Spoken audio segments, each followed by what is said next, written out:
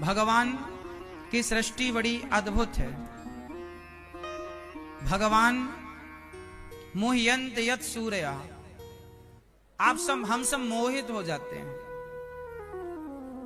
आप मोहित होते हैं कि नहीं? किस पर? परिवार पर? हाँ? आप किस पर मोहित हो जाते हैं? पत्नी पर? नहीं। कुछ लोग किसी स्त्री पर मोहित हो जाता है, कोई पुरुष पर मोहित हो जाती है, कोई पैसों पर मोहित हो जाता है, कोई धन संपत्ति पर मोहित। ये सब मोह ही तो है। हम सब मोहित हो जाते हैं कभी किसी पर, लेकिन भगवान कभी मोहित नहीं होते। मोहयंत यत सूर्या, जिन पर ब्रह्मा इत्यादि मोहित होते हैं, पर उन्हें मोह नहीं होता। ब्रह्मा जी को मोह हो गया। मोह मीन्स भ्रम। मोह का दूसरा अर्थ क्या है? मोह का मतलब क्या है? भ्रम। भ्रम हो जाना मतलब मोह हो जाना। जैसे आप लोग भ्रमित हैं कि ये बेटा मेरा है। आप क्या कहते हैं? ये बेटा मेरा, ये पत्नी मेरी, ये परिवार मेरा। ये क्या है? ये मोह है। मोह मीन्स भ्रम। भ्रम है ये। जैसे रस्सी को सांप समझ लेना क्या है? रस्सी पड़ी है पर आपने क्या समझ लिया? सांप। रस्सी को सांप समझ लेना ये क्या है?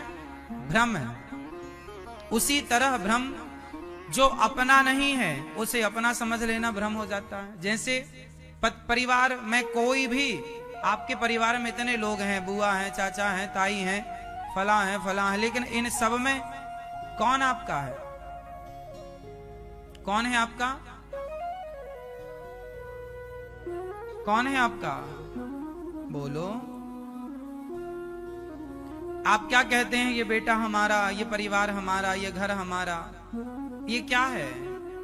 भ्रम है। ये है नहीं। रस्सी सांप है नहीं, है तो रस्सी, लेकिन चूंकि अंधकार है तो अंधेरे के कारण हमने रस्सी को सांप समझ लिया।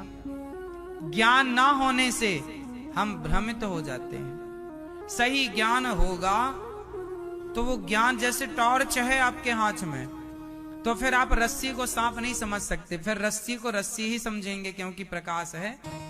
जब प्रकाश होगा ज्ञान का तो आप भ्रम में नहीं उलझेंगे। भ्रम में आदमी तभी उलझता है जब ज्ञान का प्रकाश नहीं होता। इसलिए सबसे पवित्र वस्तु है ज्ञान। सबसे पवित्र क्या है? इसलिए उस ज्ञान की तरफ बढ़ना चाहिए। बड़े बड़े ज्ञानी, बड़े बड़े संत,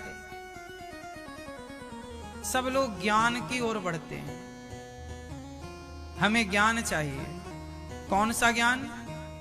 जिस ज्ञान से ये पता चलता हो कि क्या अपना है और क्या अपना नहीं, वो ज्ञान चाहिए।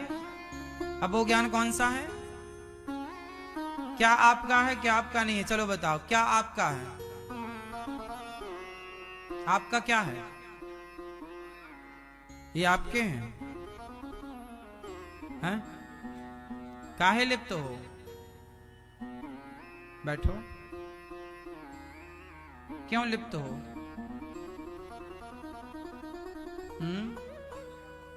क्यों अज्ञानी हो?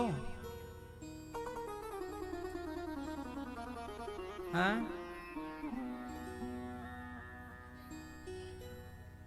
गुरु तो मिल गए,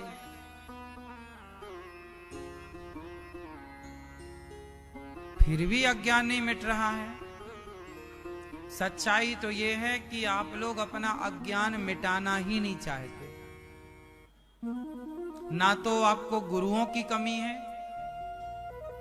ना तो आपको ज्ञान की कमी है। कुल मिला के आप लोग चाह कर भी नहीं मिटाना चाहते। दुर्योधन को कृष्ण जैसे गुरु मिल गए, समझाए तो थे। अब कृष्ण से अच्छा गुरु कौन होगा? पर कहां समझ में आई दुर्योधन की। हनुमान जी से अच्छा गुरु कौन होगा? रावण को कहां समझ में आया? हनुमान जी समझाए तो थे। हम लोग गाते हैं ना, जय जय जय हनुमान गोसाई कृपा करहूं गुरुदेव के नहीं। तो हनुमान जी सबके गुरु हैं। समझाया तो था रावण को, कहां समझ में आया। कई बार हम लोग स्वयं नहीं चाहते कि हम इस दलदल से निकलें।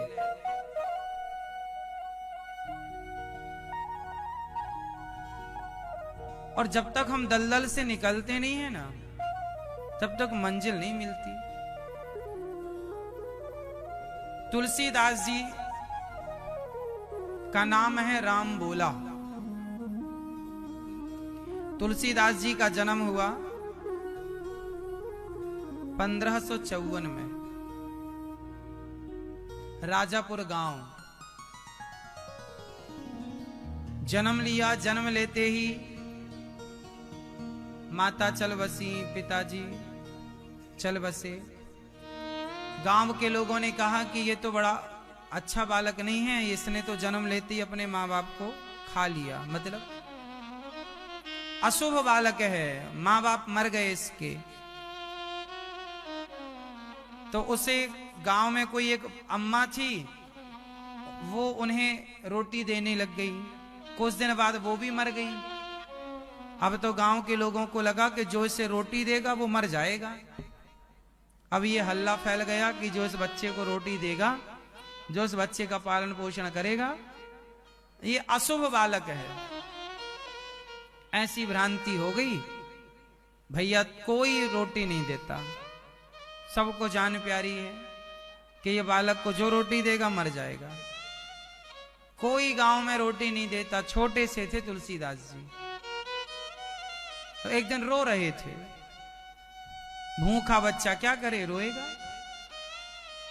तब माता सीता, माता लक्ष्मी सुंदर सा रूप बनाकर आई, भोजन लेकर आई और रोज वो उन्हें पालन किया करें, खिलाया पिलाया करें। तुलसीदास जी ऐसे, उन्हें पता नहीं कि ये जो माँ है ये साक्षात लक्ष्मी जी हमारा पेट भरने आती हैं। वो तो एक सामान्य स्त्री की तरह देखते, माँ है चलो। कुछ दिन बाद थोड़े जब समय हुआ, वो बड़े हो गए, तो अपना कुछ कमाते, कुछ भिक्षा मांगते और खाते। अब माता जी आना छोड़ दी, तू बड़ा हो गया, छोटे थे ना तो पालन किया, बड़े हो गए हो, चलो करो अपना। तुलसीदास जी को कुछ दिनों के बाद विवाह हुआ। बड़े ज्ञानी होगा ना तुलसीदास जी, पढ़ लिख गए तो योग्य हो गए। लोगों को लगा बच्चा पढ़ लिख गया है, अब योग्य लड़का है, तो किसी पिता ने अपनी बेटी दे दी और तुलसीदास जी का विवाह हो गया। पहली बार तुलसीदास जी को प्यार मिला। प्यार समझ में आया कि प्यार किसे कहते हैं। लक्ष्मी जी तो आके प्यार से खिला पिलाकर चली जाती थी, इससे ज्यादा नहीं। आज पत्नी को देखकर, पत्नी से मिलकर, पत्नी को बगल में बिठाकर उन्हें ऐसा लगा कि कोई अपना है और उन्हें बहुत अच्छा लगा। तुलसीदास जी अपनी पत्नी से पहली बार में इतने अटैच हो गए, इतने आसक्त हो गए कि अब ऐसा लगता है कि यदि एक पल के लिए इससे अलग होऊंगा तो प्राण निकल जाएंगे। इतना प्रेम हो गया। पत्नी के साथ वो रहने लगे। दिन भर वो पत्नी को ही देखते रहे, पत्नी के पास रहे, थोड़ा ले आए कमा कर दें, पत्नी बनाकर खिलाए, और बस दोनों मस्त रहे। एक दिन तुलसीदास जी कहीं गए थे काम में, गए होंगे कहीं गांव में किसी काम से।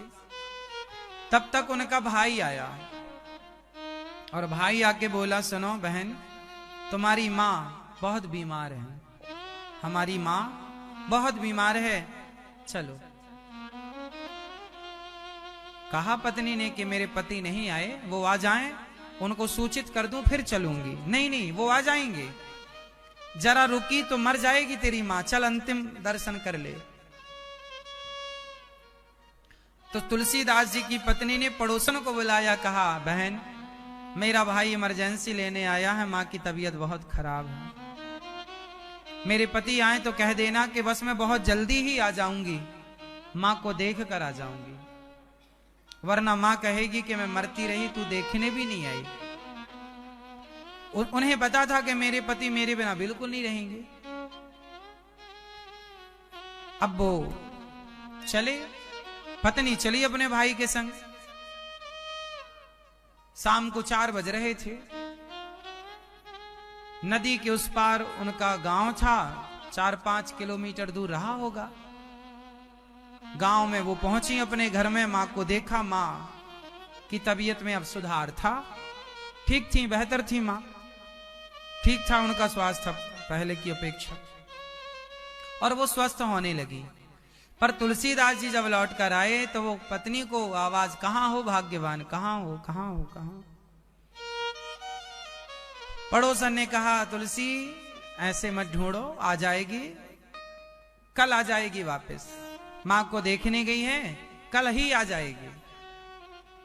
बता के गई है, तुम्हारा इंतजार किया, तुम आए नहीं, तो वो चली गई, भाई लिवाने आया था, तुम्हारी सास बीमार थी। तुलसीदास जी, अच्छा ठीक है। तुलसीदास जी को लगा कल तो आ ही जाएगी। भोजन भी सवेरे का बना था, तुलसीदास जी ने खा लिया अपना, और रात्रि हुई तो तुलसीदास जी बिस्तर पर लेटे तो सही, पर नींद कहां आने वाली थी। करवट बदलने लगे। पत्नी की याद इतनी आई, कहा क्या करूं, कल तो आ ही जाएगी। पर उनको लगा पता नहीं पत्नी कल आएगी, और कल ही नहीं आया तो। तुलसीदास जी को लगा कि कल ही नहीं आया तो जब कल ही नहीं आएगा तो पत्नी कैसे आएगी, कल तो आ ही नहीं रहा है।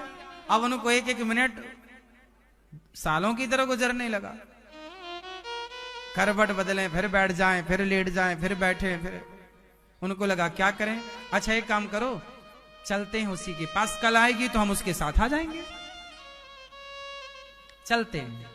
लो भैया, वैसी रात्रि को दरवाजा इत्यादि बंद किया और चले पत्नी से मिलने। और पत्नी से मिलने के लिए जब चले तो बारिश का मौसम था। बारिश में दिन में तो फिर भी आना जाना संभव है, रात्रि को कहां। उस जमाने में तो सड़कें भी बहुत अच्छी नहीं थी, सड़कों की व्यवस्था नहीं थी, कच्ची सड़कें थी। तुलसीदास जी चले, पानी ज्यादा गिर रहा था। सामने जो नदी थी वो नदी में बाढ़ चल रही थी, बहुत पानी था, और बारिश में आना जाना कम होता है। तुलसीदास जी तो पत्नी के प्रेम में इतने मोह में पड़े थे। मेरी पत्नी मेरे बिना कैसे रह रही होगी, मैं उसके बिना कैसे रहूंगा। कोई मुर्दा बहता हुआ जा रहा था, मुर्दे को नाव समझ लिया। वाह, मेरी पत्नी ने मेरे लिए नाव भेज दी है। मुर्दे को, मुर्दा पानी में तैरता है, मुर्दे को नाव, मेरी पत्नी ने इतना प्यार करती है, मेरे लिए नाव भेज दी। देखो देखो तुलसीदास जी का प्रेम, कि वो मुर्दे को नाव समझ रहे हैं। प्रेम में अंधे हो गए ना। आदमी अंधा 2 बार होता है। कहां कहां?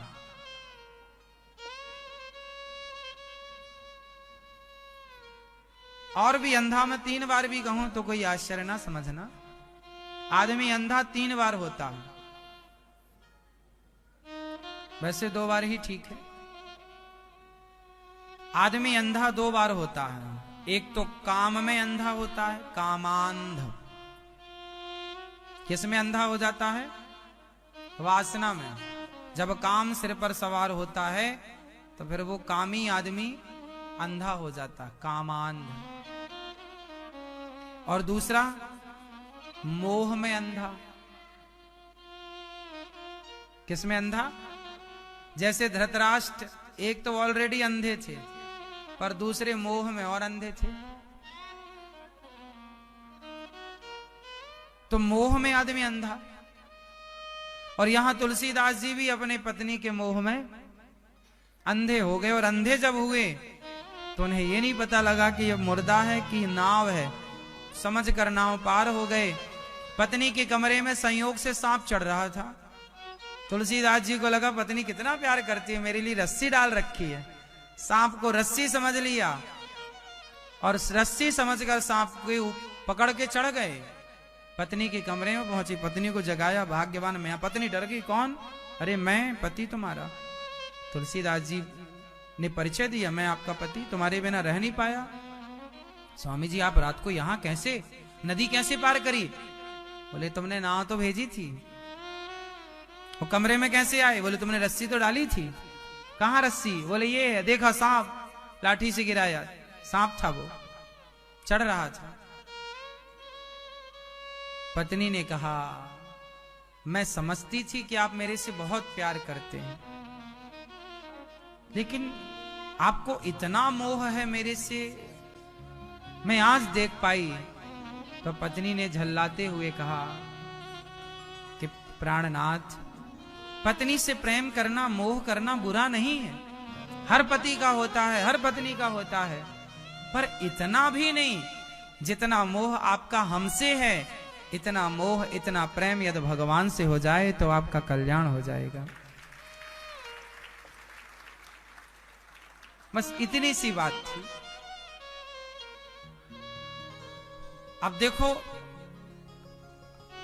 तुलसीदास जी की पत्नी ने तुलसीदास जी को डांट दिया, हाँ या ना? बोलो हाँ कि ना? डांटा कि जितना प्यार हमसे करते हो इतना। अच्छा ये बताओ, आपकी पत्नी ने आपको कभी डांटा कि नहीं डांटा? तो आप तुलसीदास क्यों नहीं बने? हम बस यही बताने के लिए आपको पूरी कहानी सुनाए कि ऐसा नहीं है कि आप लोगों को समाज से ठोकर नहीं लगती, आप लोगों को भी समाज से ठोकर लगती है। आपकी भी पत्नी आपको डांटती है, आपके भी भाई लात मारते हैं, जैसे रावण के भाई ने भीषण को लात मारा। आपको भी ठोकर लगती है, पर किसी ने ठोकर खाकर ठाकुर को पकड़ लिया और किसी ने ठोकर खाकर ठाकुर को नहीं पकड़ा, उन्हीं ठोकरों के दलदल में पड़े रहे। ऐसा नहीं है कि आपके संग ये घटनाएं नहीं घटती, आपका अपमान नहीं होता, लेकिन आप इतने हैं कि आप, तुलसीदास जी ने सोच लिया, चाह लिया कि अब मुझे भगवान की तरफ बढ़ना है, तो चाह लिया, जहां चाह है तो राह है। आपने चाहा ही नहीं कि आपके अंदर का भ्रम खत्म हो, मोह खत्म हो। आप चाहते नहीं कि भ्रम खत्म हो आपका। आपके जीवन में भी ऐसी कितनी घटनाएं घटती हैं जो आपको परम वैरागी बना सकती हैं, लेकिन आपके अंदर इतना अधिक मात्रा में संसार से मोह है कि आप तो लातें खाकर भी, 100 लातें खाकर भी पड़े हैं। तुलसीदास जी की पत्नी ने तो एक बार कहा, आपकी तो रोज 10 बार कहती है, फिर भी आपका संसार से अटैच। हम ये नहीं कहते आपसे कि आप अपनी पत्नी को छोड़ दो ना, पत्नी को छोड़ दो ये बात हम नहीं कहना चाहते, ना पति को छोड़ दो ये भी नहीं कहना चाहते। छोड़ना केवल अपने अंदर की इच्छाओं को है, कुल मिलाकर मन को लगाना है तुलसीदास जी की तरह। भगवान में मन लगेगा कब? जब आप चाहोगे लगाना। चाहोगे नहीं तो क्या लगेगा? आप चाहते नहीं। जैसा कि आपने कहा कि गुरु नहीं मिल रहे हैं, मन लगाना तो चाहते हैं, लगाना चाहते होते तो लग गया होता। इसलिए भगवान जो है त्रिसर्गो मृषा, मतलब सत्व गुण, रजोगुण, तमोगुण से परे हैं। जगत के अंदर तो भ्रम है कि ये मेरा, भगवान में भ्रम नहीं है। हम सारी जिंदगी किस में जीते हैं? भ्रम में, कि ये मेरा है, ये मेरा है। आप सारी जिंदगी जिसको मेरा मेरा कहते हैं ना, अंत में वो आपका नहीं निकलेगा। आपका क्या है? ये शरीर आपका है क्या? हाँ या ना? है? देखिए कितनी क्लियरिटी है, कितनी स्पष्टता है कि ये जो शरीर है, ये शरीर भी अपना नहीं है।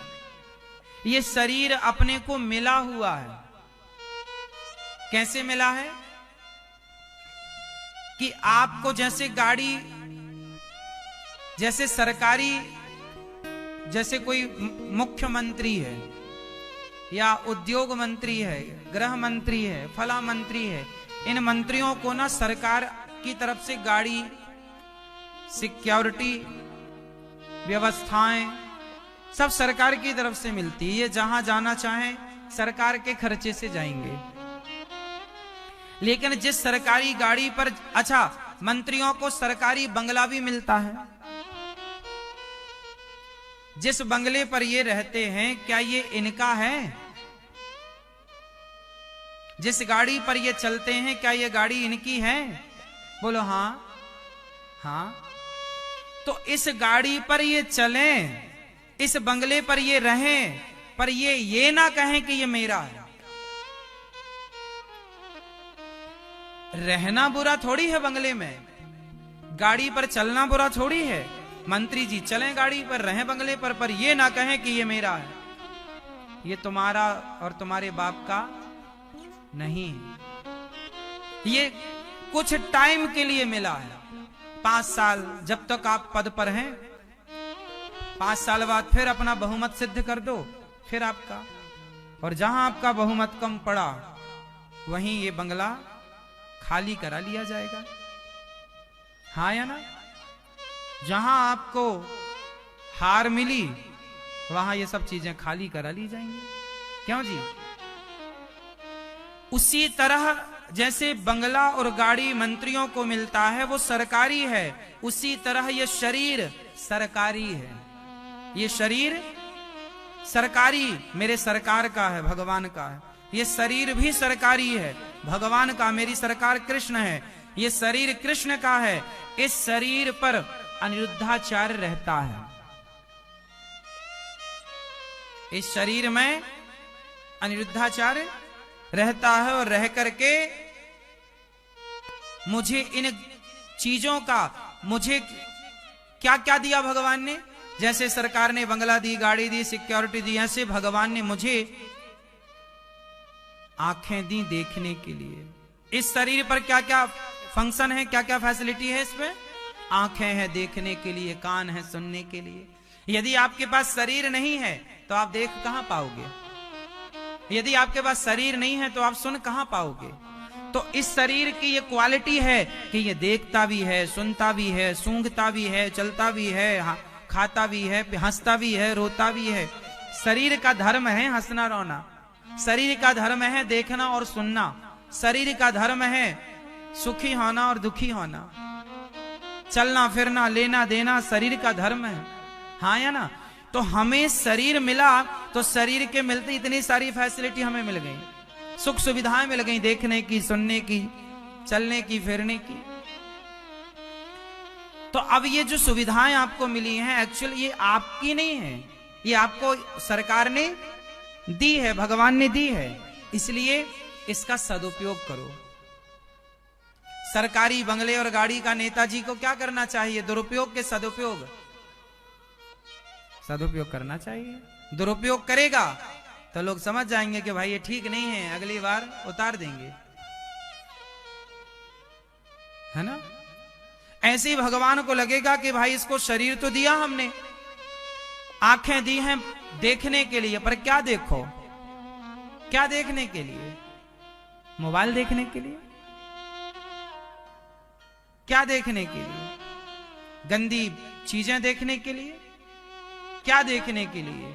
आंखें दी हैं भगवान को देखने के लिए। देखो क्या देखें महाराज? जंगल में पेड़ देखो, नदियां देखो, पर्वतों को देखो, भगवान के चरण जगन्नाथ जी को देखो, द्वारिकानाथ जी को देखो, गाय को देखो। और गाय को देखते समय क्या देखना है? गाय को देखो, गाय की आंखों को देखो, और आंखों को देखकर ये देखो कि इस परमात्मा को कितनी चिंता थी। आपके बच्चे की आंखों में काजल नहीं होता, मां को अलग से लगाना पड़ता है। बोलो हाँ। आपकी आंखों में काजल नहीं होता, आपकी मां ने आपको अलग से लगाया था। लेकिन गाय के बच्चे को देखना, क्योंकि गाय काजल लगा नहीं सकती तो भगवान ने उसके बच्चे को काजल लगा के ही भेजा है। कभी गाय के बच्चे को गौर से देखा? पूरा काजल लगा होता। गाय को गौर से देखा आपने, उसकी आंखें बिल्कुल कितनी सुंदर होती।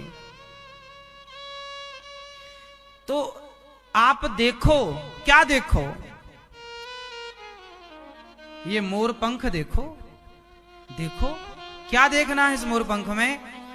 वाह, कि जिस परमात्मा ने इसे इतना खूबसूरत बनाया है,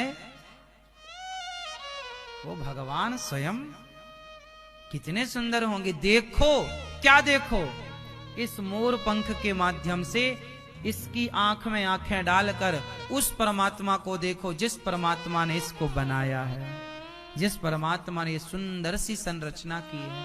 तो आंखें हैं देखने के लिए, तो क्या देखना है?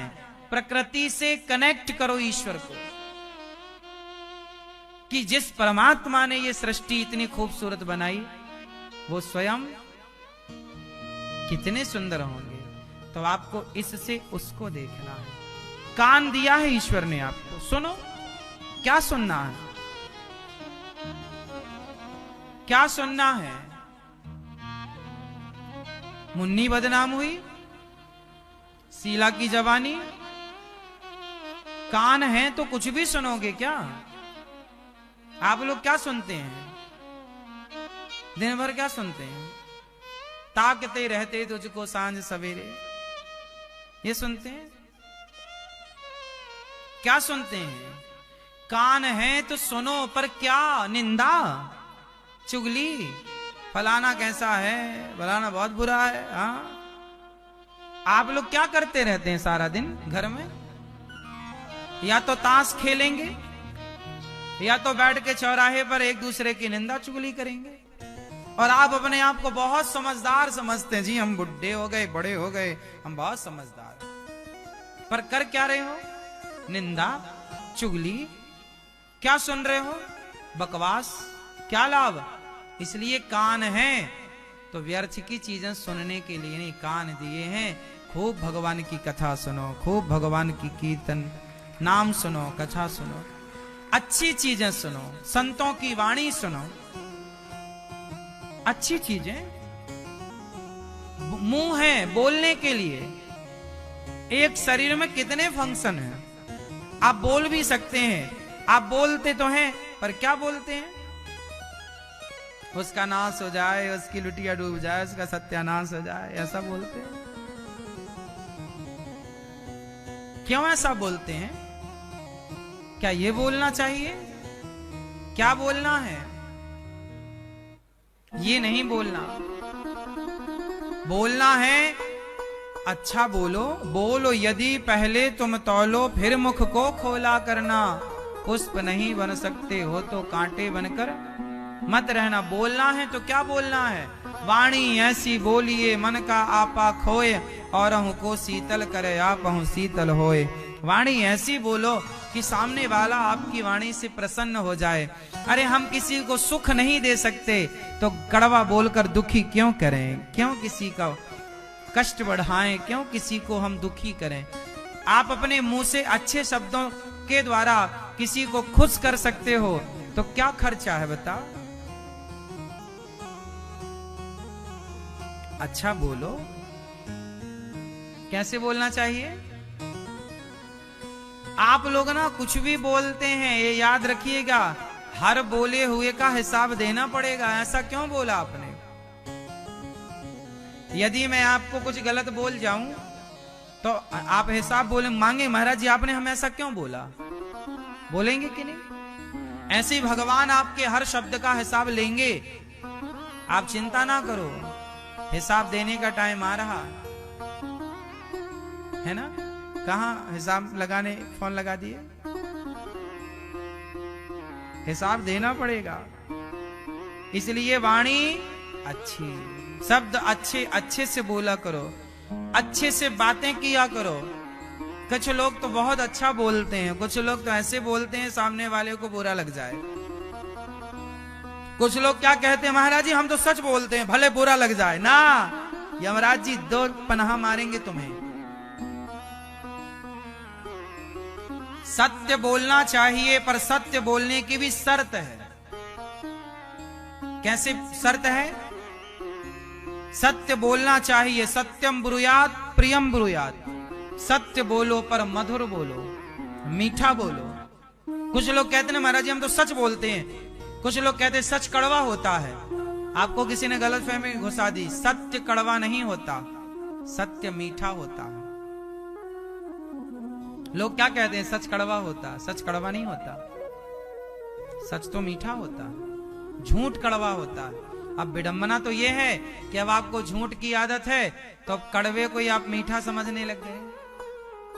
अब देख लो समाज में ये हो रहा है। बताओ गुड़ ज्यादा फायदेमंद है कि शक्कर? जोर से जोर से जोर से गुड़। लेकिन आप चाय किसकी पीते हैं? पता है सबको कि गुड़ फायदा करता है, लेकिन फायदेमंद गुड़ को कोई नहीं खाता। नुकसानदायक शक्कर है, लेकिन आप दिन भर शक्कर खाते हैं। शक्कर की चाय, शक्कर की मिठाइयां, शक्कर की बनी जलेबी। ना तो आपके यहां गुड़ की मिठाइयों का प्रबंध है। पहले के जमाने में तिल के लड्डू अक्सर गुड़ के बनते थे, लेकिन अब वो भी शक्कर के बनने लग गए। अब आपको कहां फर्क पड़ता है? अब आपको क्या है ना, सच कड़वा लगता है। अब गुड़ कड़वा लगने लगा, अब गुड़ अच्छा नहीं लगता, अब तो शक्कर अच्छी लगती है। शक्कर है झूठ, गुड़ है सत्य। शक्कर का एक फायदा कोई बताए आप में से, और गुड़ के मैं 100 फायदे बता दूंगा आपको। गुड़ खाने के फायदे ज्यादा हैं और शक्कर खाने का फायदा एक भी नहीं है। एक भी आप गिना दो तो आप गिनाओ जरा। शक्कर खाने का एक फायदा बताओ, शक्कर खाने का एक फायदा बताओ। हाँ? अरे तुम्हें बीमारी थोड़ी पूछ रहे हैं, आपकी फायदा पूछ रहे हैं। आपको इसलिए शुगर होगी क्योंकि खूब दबा के शक्कर खाए हो। ये बैठे हैं शक्कर के मरीज। शक्कर खाने का एक फायदा बताओ, ओनली एक। शक्कर खाने का एक फायदा बताओ, सिर्फ एक फायदा बताना। हाँ? शक्कर खाने का एक फायदा बताओ आप। चलो गुड़ खाने के फायदे बताओ, गुड़ खाने के फायदे बताओ भैया। हाँ बताओ, गुड़ खाने के फायदे। हाँ? गुड़ ब्लड को पतला करता है, गुड़ ब्लड को बढ़ाता है, गुड़ कफ को मेंटेन करता है, कफ को ठीक करता है। गुड़ खाने से हार्ट अटैक की बीमारियां कम होती हैं। गुड़ खाने से शुगर नहीं होती। गुड़ खाने से शुगर है तो मेंटेन हो जाती है। गुड़ मीठा तो होता है पर गुड़ की मिठास नुकसानदायक नहीं है। शक्कर मीठी है पर शक्कर की मिठास नुकसानदायक। चलो हम आ गए झूठ में और सत्य में। आप क्या बोलते हैं महाराज जी? सच कड़वा होता है।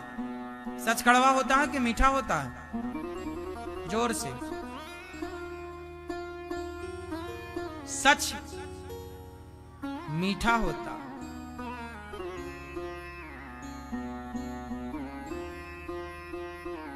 लेकिन आप लोगों ने क्या किया? सच को बदनाम कर दिया। महाराज जी सच तो कड़वा होता है। अब सच महाराज को कितना बुरा लगता होगा बताओ। ये दुनिया वाले हमें कड़वा कह रहे हैं, हम कब कड़वे हैं? सच कड़वा नहीं होता जी। सच कितना मीठा होता है मैं आपको बताता हूं।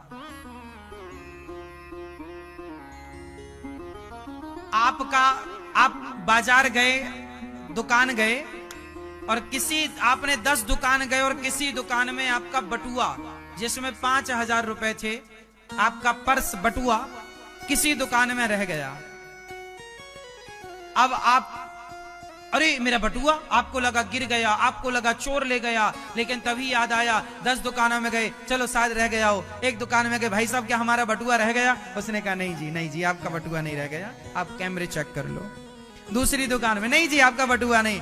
आप हताश होते जा रहे हैं, आपका कॉन्फिडेंस कम होता जा रहा। अब तो नहीं मिलेगा, अब तो किसी को मिला होगा तो थोड़ी देगा, अब तो नहीं मिलेगा। नहीं, 9 दुकान चेक की, भैया बटुआ मिला? नहीं मिला। तभी आप 10वीं दुकान गए, भाई साहब भाई साहब भैया वो हमारा बटुआ गिरा था क्या, उसमें एटीएम भी था, आधार कार्ड भी था, पैन कार्ड भी था, इत्यादि चीजें थी, 5,000 कैश भी था, क्या बटुआ मिला है? उसने क्या, हाँ हाँ भाई साहब वो काला सा बटुआ आपका, हाँ वो आपका था, हमने रख लिया, कोई ले जाता, हमें लगा क्या पाएंगे। अब उसने सच बोल दिया। क्या बोला? सच बोला। हाँ हाँ बटुआ मिला, ये बटुआ आपका। अब बताओ ये सच सुन के आपको कड़वा लगा के मीठा लगा? तो सच कड़वा कहां होता, सच तो मीठा होता। कहां से कड़वा लगा तुम्हें? कहां कड़वा लगा? तो काहे तुम बदनाम करते हो सच को कि कड़वा होता है? तुम्हें अब वो कड़वा क्या है वो भी मैं बताऊं आपको। आप लोगों की जो आदतें हैं ना वो कड़वा कैसे करती हैं सच को, वो मैं बोल के बता रहा हूं। अब जैसे होता क्या है, किसी में कोई कमी है, जैसे अनिरुद्धाचार्य में बहुत सारी कमियां हैं। हमने कोई गलती की, हमने कोई गलती की, अनिरुद्धाचार्य ने कोई गलती की, तो आप लोगों ने वो गलती पकड़ ली। अरे अनिरुद्धाचार्य ने कथा में ऐसा कह दिया, ये गलत बोल दिया। तो गलत बोले थे तो आप हमसे बता देते तो हम सुधार लेते। भाई शुभ चिंतक का मतलब क्या है कि यदि गलती बच्चे से गलती होती है तो मां उसे बताती कि नहीं? बच्चे से गलती होती है तो टीचर बताता कि नहीं? पुत्र से गलती होती है तो पिता बताता है कि नहीं? होता मेरे से भी गलती होती है तो आप मेरे शुभ चिंतक हो तो बताओ कि महाराज जी यहां गलती है, इसे ठीक करो, मैं ठीक करूंगा, सुधारूंगा।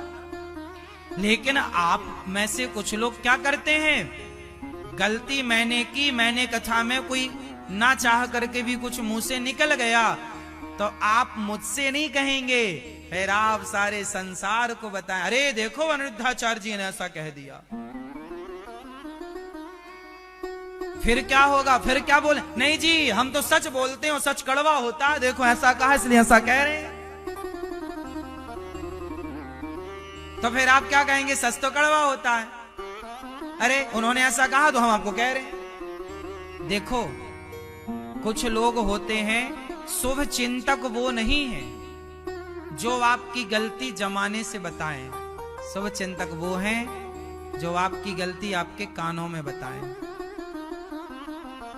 जो आपकी गलती आपके कानों में बताए, उससे बड़ा शुभ चिंतक कोई नहीं। और जो आपकी गलती जमाने को बताए उससे बच के रहना बस।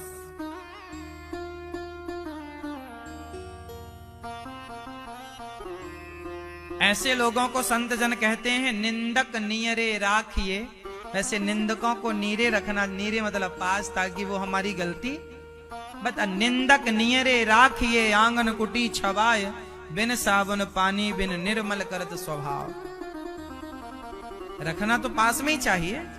फिर भी जो लोग कहते हैं ना सच कड़वा होता है, सच कड़वा कभी नहीं होता साहब। आपका बेटा सच सच बता दे तो आपको कड़वा लगेगा कि मीठा?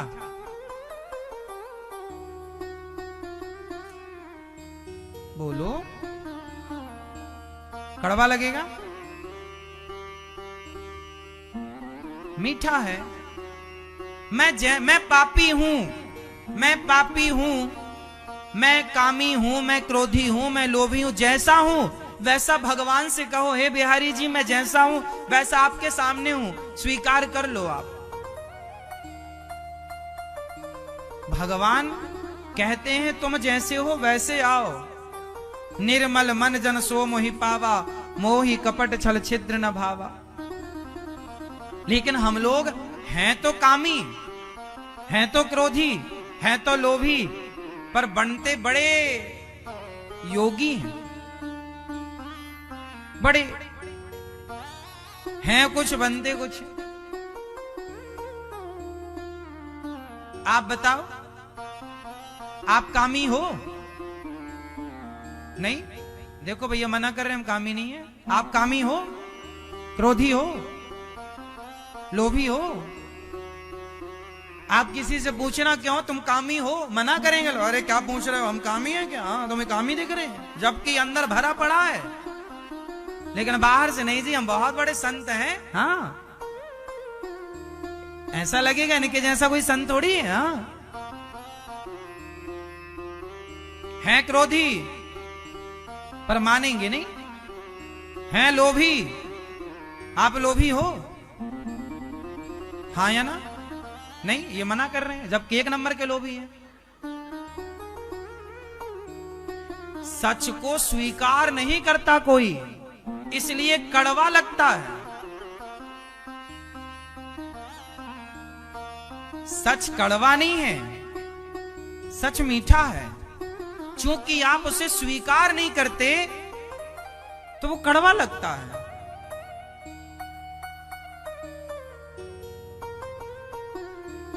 कौन है इस धरती पर, नाम लाओ जरा उसका, पकड़ के लाओ, जो कामी ना हो, जो क्रोधी ना हो, जो लोभी ना हो, जो अभिमानी ना हो। कौन है वो? होगा कोई करोड़ों में कोई एक, जिस पर भगवान की विशेष कृपा होगी। वरना काम क्रोध लोभ मोह को जीत पाना हंसी मजाक है क्या? शंकर जी ने काम को जलाकर भस्म कर दिया, लेकिन वो शंकर जी भी बाद में काम की चपेट में आ गए। हाँ या ना? तो तुम्हारी हैसियत कितनी है? तुम्हें तो काम उंगलियों पर नचा ही रहा है। शंकर जी ने जला दिया काम को, बाद में मोहिनी भगवान जब आए, कहा शंकर जी ने कि आप अपना मोहिनी रूप दिखाओ, तो भगवान ने मोहिनी रूप दिखाया, और मोहिनी रूप दिखाया तो शंकर जी दौड़ पड़े भगवान के पीछे। काम को जलाने वाले शिव जी अंत में काम के वशीभूत हो गए। और आप किसी से पूछो क्यों जी तुम कामी हो, नहीं नहीं जी हम काहे को कामी है। आजकल का आदमी सच को स्वीकार नहीं करता और सच को सुनना नहीं चाहता। अब जैसे आप लोगों में से 99 लोग ऐसे हैं, हम कहें कि सच बोला करो, तो आप क्या बोलते हैं? महाराज जी सच बोलेंगे तो हमारी दुकान ही नहीं चलेगी, हमारा बिजनेस ही नहीं चलेगा, हमारा व्यापार ही नहीं, सब चलेगा, सबका चलेगा। लेकिन आपकी आदत हो गई है झूठ का कमाने की और झूठ का खाने की। जब झूठ का कमाने और खाने की आदत है तो सच कड़वा ही लगेगा।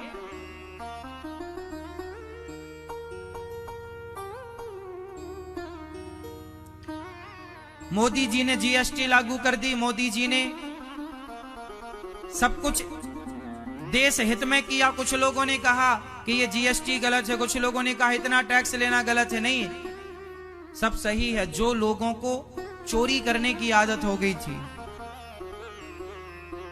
2 नंबर का काम करने की आदत हो गई थी, कोई हिसाब ना मांगे बस हम करते जाएं, उन लोगों को जब पारदर्शिता हुई तो वो चीजें बुरी लगी कि अरे ये चीज गलत है, जबकि वो थी देश हित में।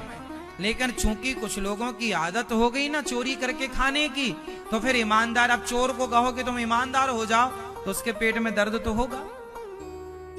तो उसे सच कड़वा लगा। जीएसटी उसे कड़वी लगी जो चोर थे। जो ईमानदार थे वो ईमानदारी से अपना ले रहे हैं, दे रहे हैं, चल रहा है। देश की आर्थिक स्थिति सुधरने को आ गई। हाँ या ना? इसलिए देश और हमारी जिंदगी बहुत अंतर नहीं है। इसलिए सच को स्वीकार करो, और सच आज से कभी मत कह देना। बाकी कहें तो कहें, जो आप बैठे हो आज से ये मत कहना कि सच कड़वा होता है। सच कैसा होता है? जोर से। हाँ, कड़वा क्या होता है? झूठ कड़वा होता है। लेकिन चूंकि आपको अब झूठ की आदत है। शराब मीठी होती है कि कड़वी? जो पी रहे हैं या कभी पिए हों वो बताएं। मैंने तो कभी टेस्ट नहीं किया, मैंने सुना है, मैं शराबियों से पूछता रहता हूं ना कि भाई तुम्हें पीने में कैसी लगती है, तो बताते हैं कि थोड़ी मिर्ची सी लगती है। अब आप लोग कंफर्म बताओ, हमने तो कभी चेक किया नहीं। चलो बताओ, शराब कैसी लगती है पीने में? आप बताओ। कड़वी है, पिए हो ना? कड़वी लगती है, मीठी तो नहीं होती? नहीं। अच्छा, दूध पिया है आपने गाय का? हाँ? अब नहीं पीते, चलो अब बहुत अच्छे हो गए आप। पहले पीते थे, अब नहीं पीते। शराब कैसी होती है? आप नहीं पिए, सही बताओ। आप जी, आप पिए हो? नहीं। आप चलो ठीक है। अब ये चलो एक तो मिल गए ना अपने को, बता रहे हैं कड़वी है। अब ज्यादा लोग क्या सुनो। अच्छा, दूध कैसा होता है गाय का? दूध कैसा होता है स्वाद में? आप बिल्कुल शक्कर ना डालो, बिल्कुल गुड़ मत डालो, फिर भी गाय का दूध, यदि शुद्ध देसी गाय का दूध है तो कैसा लगेगा? मीठा। शराब कड़वी होती है, दूध मीठा होता है, फिर भी दूध पीने वाले लोग कम हैं और शराब पीने वाले लोग क्यों? क्योंकि कड़वी शराब जो भले नुकसानदायक है वो पिएंगे, पर मीठा दूध नहीं पिएंगे। सत्य तो दूध की तरह है और झूठ शराब की तरह है। शराब के ग्राहक ज्यादा हैं, दूध के ग्राहक कम हैं। सत्य के ग्राहक कम होते हैं और झूठ के ग्राहक। और झूठ इसलिए मीठा लगता है, शराब मीठी होती नहीं है, लेकिन पीने वाले को तो वो अच्छी लगती है। अच्छी है नहीं, पर पीने वाले को अच्छी। ऐसी झूठ अच्छा है नहीं, पर चूंकि आप तुम्हारी आदत पड़ गई झूठ बोलने की, तो अब तुम झूठ को ही अच्छा कह रहे हो कि नहीं जी झूठ के बिना तो हमारी दुकान नहीं चलेगी, जबकि सबकी चलेगी।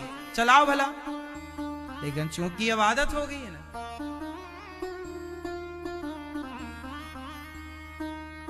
दूध की दुकान वाला घर घर जाकर चिल्लाता है, दूध वाला दूध ले लो भैया, दूध ले लो।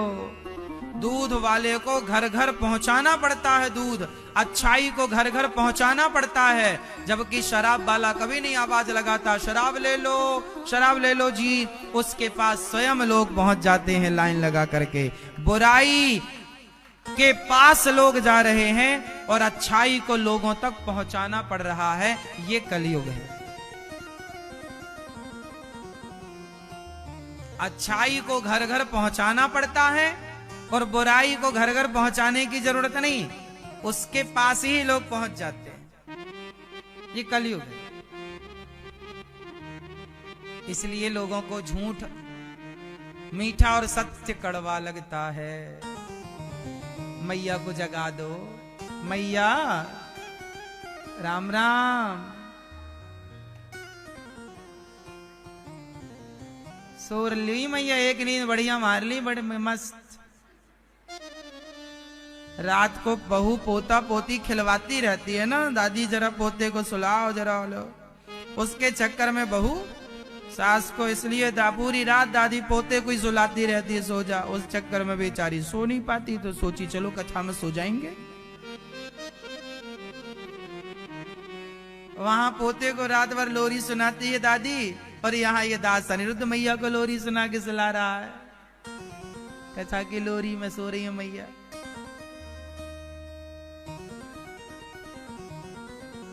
मैया सुन रही हो मेरी माँ? हाँ, सोते सोते सुन रही है मेरी माँ।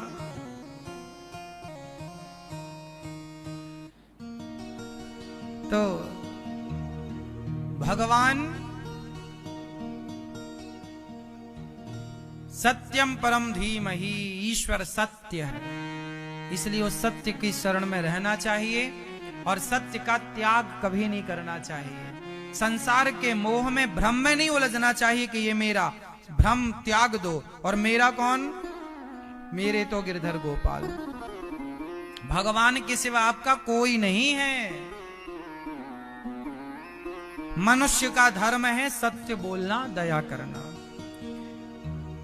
भगवान साकार हैं या निराकार हैं? ईश्वर सगुण के निर्गुण, भगवान कैसे हैं? अच्छा, भगवान का वास्तविक में स्वरूप क्या है? कैसे दिखते हैं भगवान? कैसे दिखते हैं?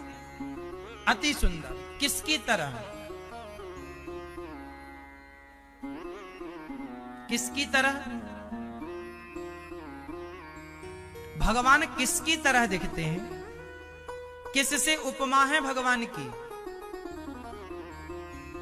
भगवान किसकी तरह दिखते हैं जानते हो? भगवान भगवान की तरह दिखते हैं। भगवान की उपमा इस संसार में किसी से नहीं दी गई। जैसे राम रावण का युद्ध हुआ, किसकी तरह? राम रावण का युद्ध हुआ किसकी तरह? फास्ट। किससे उपमा देंगे आप? राम रावण का युद्ध किसकी तरह हुआ? राम रावण का युद्ध राम रावण की तरह हुआ। उस युद्ध की तुलना किससे देंगे? कोई दूसरा होता वैसा तो हम उससे उसकी तुलना करते, पर वैसा कुछ हुआ ही नहीं।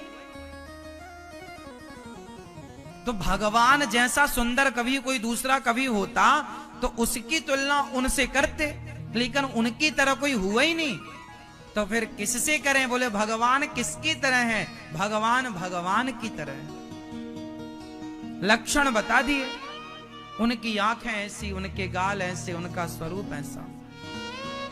हां, पर मैंने एक चीज तो सुनी है कि भगवान कुछ कुछ ना एक रूप है जिससे हल्का हल्का भगवान मिलते जुलते हैं। बताओ वो कौन है? भगवान थोड़ा थोड़ा ना किसी की तरह मिलते जुलते हैं। क्या आप बता पाएंगे किसकी तरह भगवान मिलते हैं? किसकी तरह लगते हैं भगवान? किसकी तरह दिखते? मैया जिनसे पूछेंगे ना वही बताएंगे। आप चुपचाप बैठो, ये भैया बताएंगे किसकी तरह भगवान की शकल थोड़ी थोड़ी मिलती है। सब लोग चुप रहेंगे, है ना? बोलो आप।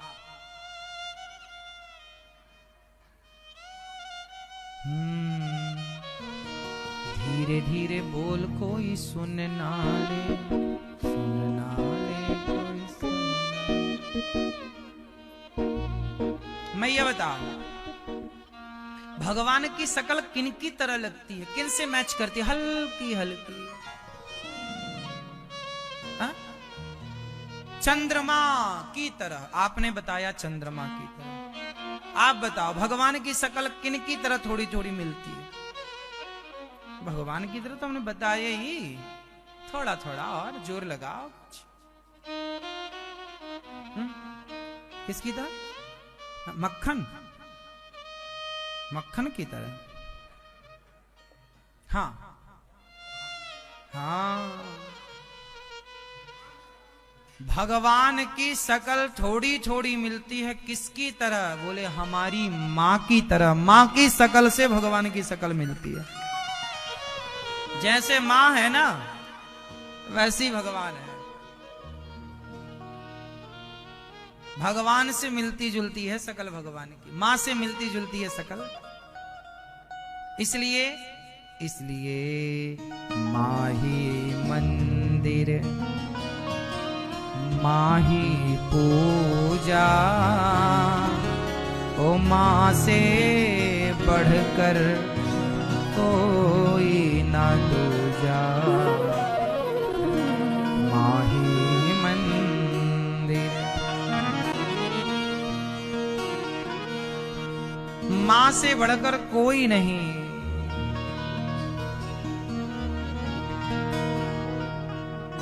इसलिए माँ को भगवान कहा जाता है, क्योंकि हल्का हल्का मैच करती है ना माँ भगवान से। बस भगवान कैसे हैं? सगुण भी हैं, निर्गुण भी हैं, साकार भी हैं, निराकार। हम तो देखो सगुण और निर्गुण, साकार, निराकार तक ना पहुंचे, और इतनी ज्यादा देखो लंबी बातें करने से कोई सार नहीं है। भगवान को ना साकार में ना निराकार में, इन साकार निराकार से ऊपर उठ जाओ और अपने माँ बाप में, समाज की सेवा में, सब में भगवान को देखो। यही भगवान है। सबकी सेवा करो, सबको खुश रखो। इन्हीं की खुशी आपको हम खुश रखें, आपकी सेवा करें। आपकी खुशी, आपकी सेवा से ये खुश हो जाएंगे। इन्हें कोई अलग से जरूरत नहीं। हमारी भावना तो बस ये है देखो बड़ी बड़ी बातें करना हम भी कर लेंगे आपसे। बातें आजकल बातें ही तो रह गई हैं समाज में। आप लोग दिन भर बातें ही तो करते हैं और करते क्या है? बड़ी ज्ञान की बातें करते हैं आप लोग, बड़ी बड़ी बातें हैं, लेकिन सिर्फ बातें हैं। अब बातें करो आप, अरे सब में भगवान होते हैं, सब में सिया राम मैं सब जग जानी, करहूं प्रणाम जोर जुग पानी, सर्वम खलविदम ब्रह्मा, सब में ईश्वर है, ईश्वर अंश जीव अविनाशी, सब में भगवान है, हरि व्यापक सर्वत्र समाना, सब में भगवान है। आप देखो ऐसी बातें कर लो तो क्या होगा इन बातों से? सब में भगवान है, इन बातों से काम ना होगा। सब में भगवान है ये